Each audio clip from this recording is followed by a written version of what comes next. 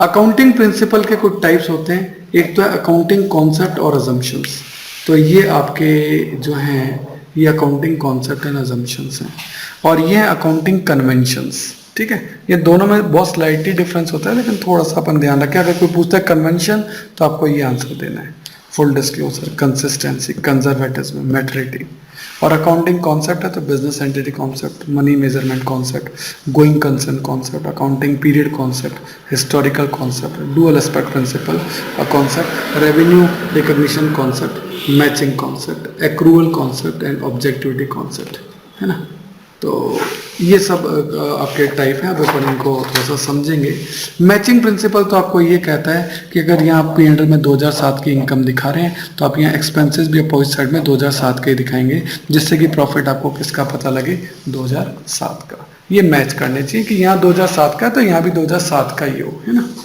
Prudence कहता है conservatism, आने वाले लॉसेस के लिए पहले से ही प्रोविजन बना ले, जैसे provision for bad debts. Accrual concept ये कहता है कि जो चीज़ें अकर हो चुकी हैं वो आपकी इनकम या एक्सपेंस हैं, उनमें कैश का कोई मैटर नहीं है। जैसे कि गुड्स को अगर आपने डिस्पैच कर दिया तो वो आपकी सेल मानी जाएगी, चाहे कैश मिला हो चाहे नहीं मिला हो।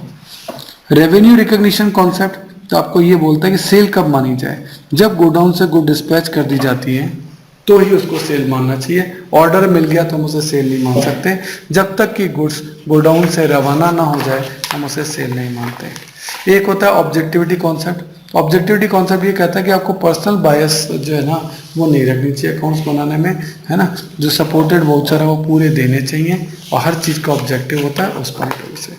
अब इन जो आपने प्रिंसिपल और आपने जो कॉन्सेप्ट देखे उनको थोड़ा सा मैं एक्सप्लेन कर देता हूँ। जैसे सबसे पहले बिजनेस एंटिटी कॉन्सेप्ट, है ना।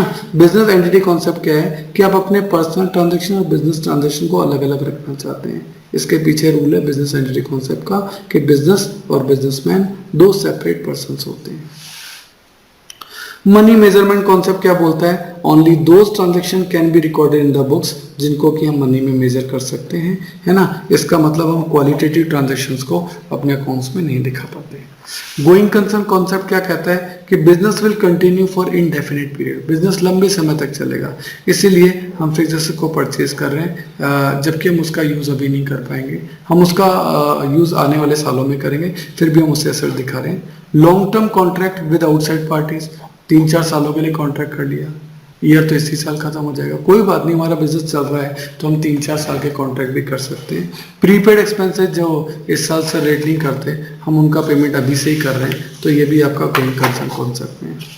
अकाउंटिंग पीरियड कॉन्सेप्ट हमें कहता है कि अकाउंटिंग जो होती है वो पर्टिकुलर कुछ पीरियड की होती है, जैसे 12 महीनों को अपन ने एक पीरियड तय कर लिया।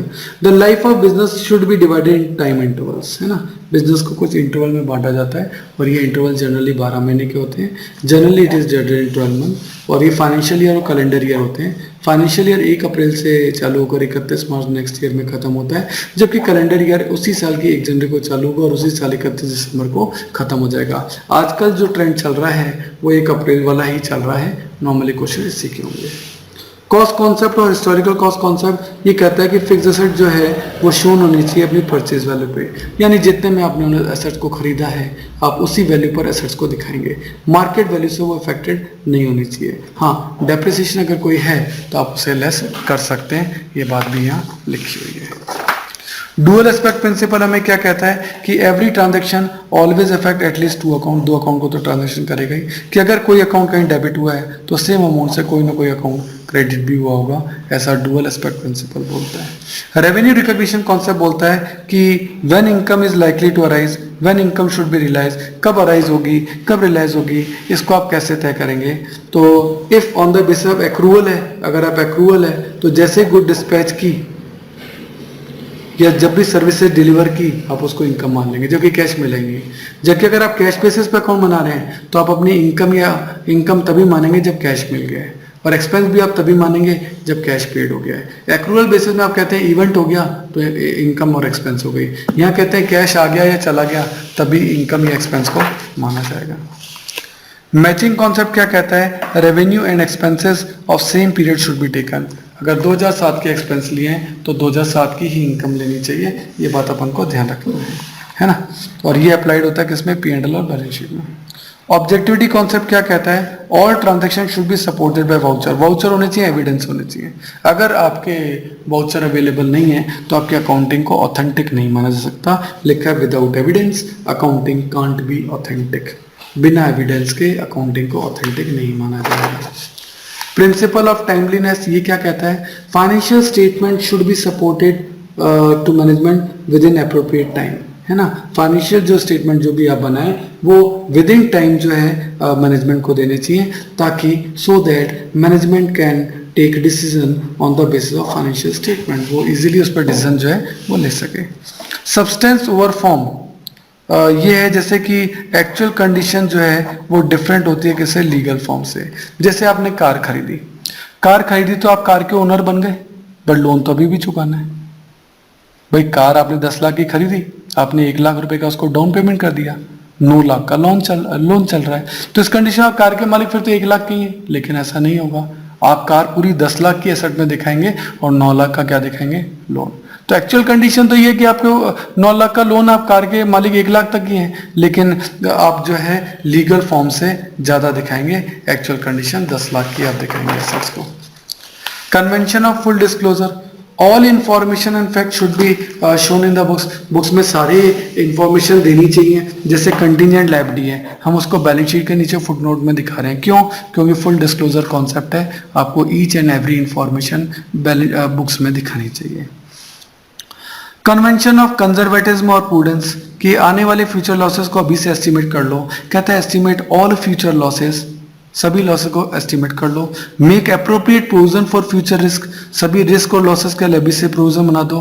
But provision can't be made for profit, लेकिन प्रॉफिट के लिए प्रोविजन नहीं बन सकते। ये स्पेशल बात है, ये भी अपन को ध्यान रखना है। कन्वेंशन ऑफ मेटलिटी, क्या? Whether any object is treated as assets और एक्सपेंस, ये डिपेंड करता है उसके ऊपर वैल्यू क्या है। जैसे एक मैच बॉक्स है या एक शॉर्पनर है, ये है तो आपकी एसेट, लेकिन आप इनको एसेट में दिखाते नहीं है। क्यों? क्योंकि इनके अंदर इतनी वैल्यू ही इन्वॉल्व नहीं है कि आप इनको एसेट्स में दिखाएं। ठीक है, ऐसे ही हम क्या करते हैं कि 19 रुपये 11 पैसे, अगर कोई ट्रांजैक्शन ऐसा है तो हम उसको 19 रुपीज़ ही दिखा देते हैं। 11 पैसे को क्या कर देते हैं? इग्नोर कर देते हैं। ये 19 रुपी 60 पैसा होता तो हम इसको क्या करते हैं? 20 रुपये मान लेते हैं। तो इस तरीके से पैसे को इग्नोर करके उसको रॉन्ग फिगर में करना, ये भी मेटलिटी कॉन्सेप्ट जो है उसके अंदर आता है। कन्वेंशन ऑफ कंसिस्टेंसी, ये क्या है कि अकाउंटिंग पॉलिसी जो है ना बार बार चेंज नहीं होती है, should not be change frequently. जैसे आपने डेप्रिसिएशन में पढ़ा था WDV मेथड है, तो आप कभी WDV से SLM कर रहे हैं, कभी SLM से WDV कर रहे हैं, ये सही नहीं माना जाएगा। आपको अपनी पॉलिसीज को बार बार चेंज नहीं करना चाहिए, है ना। Otherwise comparison of 2 different year can't be possible. कभी आप एक साल में तो SLM पे डेप्रिसिएशन लगा रहे हैं, कभी दूसरे साल आप WDV पे लगा रहे हैं, तो फिर आप कंपेयर कैसे करेंगे? वैल्यूएशन ऑफ स्टॉक में भी कई मेथड होते हैं, FIFO LIFO। अगर आप पहले साल FIFO लगा रहे हो, दूसरे साल LIFO लगा रहे हो, तो बड़ी दिक्कत आ जाएगी।